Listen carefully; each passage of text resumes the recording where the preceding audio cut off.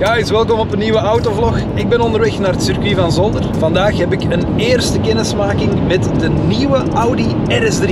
Ja, de Audi RS3 is natuurlijk de nieuwe hyperhatch in town. Er is altijd zo wat gezonde concurrentie geweest tussen de RS3 en de A45S, de AMG. En ik heb de indruk dat de paardenkracht battle dat die een beetje ten einde is, want deze RS3 heeft niet meer pk. De A45S had er 421, deze RS3 heeft er maar 400. Maar natuurlijk heeft deze RS3 het voordeel van 1 cilinder meer te hebben. Die heeft die epic 5-cilinder, waar dat de AMG natuurlijk maar de 4-cilinder heeft. En onze RS3 is ook alweer 1/10 van een seconde sneller in de 0 naar 100. Heel belangrijk, niet vergeten te abonneren en deze video een duimpje omhoog te geven. Dankjewel. Ondertussen zijn we aanbeland in de Audi RS3. Ik zit hier in het flashy groen. Het juiste kleurtje ga ik hier wel even bijtonen. Ook met dezelfde groene kleuraccenten zie je op die gordels, op die zetels. Hier ook in die ventilators. Het Alcantara RS stuurwiel met dan hier de mooie 12 uur indicator. Dus zo wat van die carbon accenten. Ja, en hier is Jan in de walkie, want Jan is ook ons aan het coachen. Ik weet niet of jullie dat kunnen zien, maar hier staat Jan. Is ons aan het leren hoe dat we met die... Hoe dat we met onze 4x4, met die quattro, hoe dat we daarmee kunnen driften, want dat is dus duidelijk wel...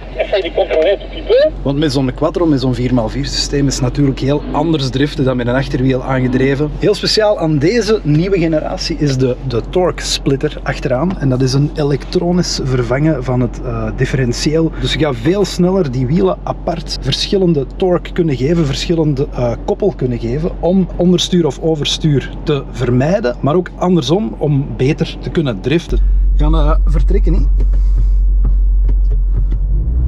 Voilà. We zijn weg.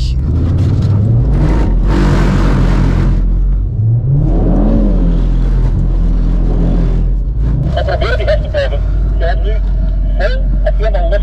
Probeer als je verminderen, niet helemaal los te laten. Dan kunnen we in een drift houden. Oké, dus wat verder, dat is geen probleem. Maar dan blijft er wel een drift. En dan loslaten.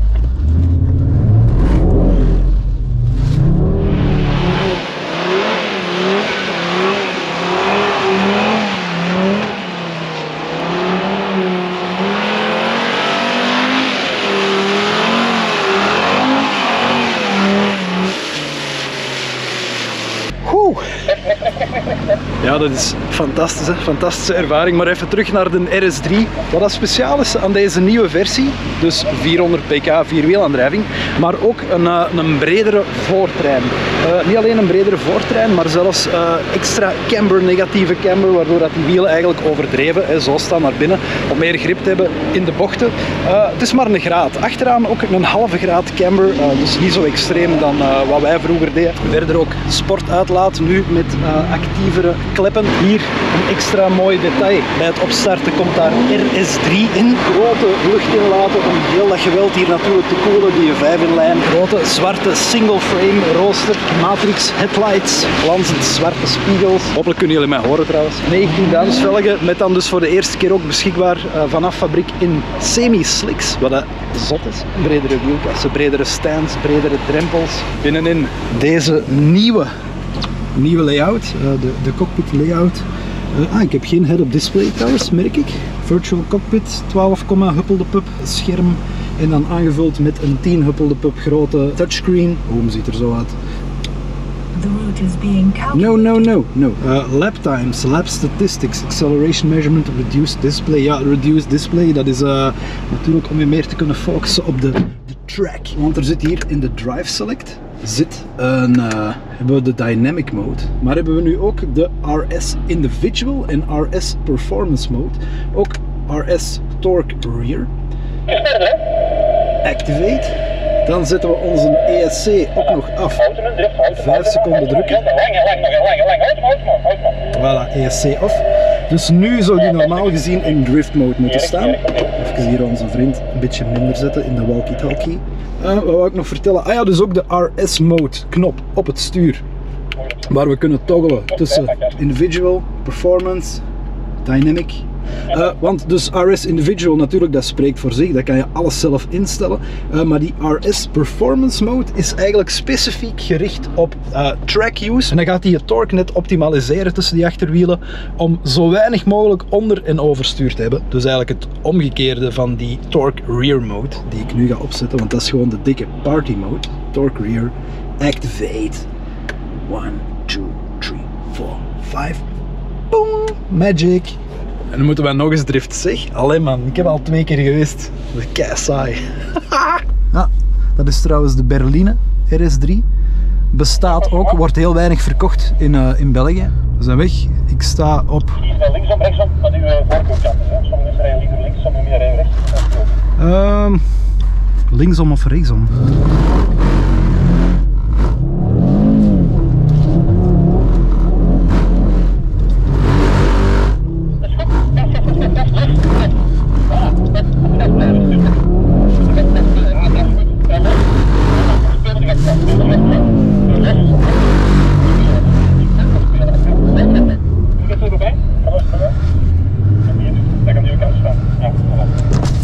Wat je nu mee struggelt is uw manipulatie van het stuur. Ja, veel sturen, inderdaad. Te veel sturen, ja, op een manier waarop je stuurt. Pak een keer de stuurvest zoals het moet. Dat heb je al geleerd, hè? Kwart voor. Wat? Dat heb je al geleerd, hè, hoe dat moet, hè? Kwart voor, hè? Ja, ja. Als je nu stuurt, stuur een keer naar links. Kun je naar links sturen, voilà. Op het moment dat je bijna kruist, dan blijf houd daar vast. Als je bijna kruist, hier ergens, Ja. ga je die hand loslaten. Ja. Je draait nog even door. Ja. En je pakt die hand daar waar je losgelaten, exact waar je losgelaten hebt, daar. Hè. Oh. Nu verder, Ja. je pakt die gewoon terug vast. Ja. Voilà. Je staat nu wielen halverwege. Ja, bij deze speel was een heel stuur. Oh. Ja. Dat is er bij mij dagen ingedrild geweest in Malmedy. Ingeschoten terwijl het zo lief. En dat zit erin geramd, hè. Heb jij mij ook eens bij ProMove in Brugge niet naar mijn vijs gegeven met Jaguar? Ja. Uw handen! Ik kan het weer verkeerd doen, ik kan het proberen. Standaard komt deze wagen met stalen remmen, maar optioneel kan je daar ook nog de carbon ceramics bij nemen. En die keramische schijven, dat kan je herkennen door het andere kleurtje, ja natuurlijk ook door de vorm van de schijven, ik wil zeggen het materiaal van de schijven zelf. Maar als je daar niet zo in thuis bent, dan kan je er ook herkennen aan de blauwe calipers. De blauwe calipers zijn blijkbaar volgens een IF voorbehouden voor de wagens met keramische schijven. Onder de motorkap vinden we opnieuw de 2,5 liter TFSI, die we ook al kennen van de RSQ3 Sportback. Ja, nog altijd de 400 pk, maar deze wagen, ja, ik heb met die RSQ3 Sportback ook wel goed doorgepeerd. En ik moet zeggen dat deze wagen toch, ja, het zich veel meer richt op dynamisch rijden. Op gewoon, ja, weet je wel, snoerhard knallen. Het is een even grote hooligan toch wel dan de A45S. Oké, het is aan mij. Bedankt om te kijken. Tot de volgende. Bye!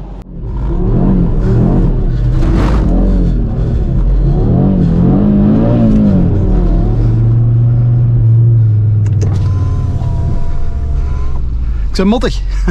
Ja, Ik stop.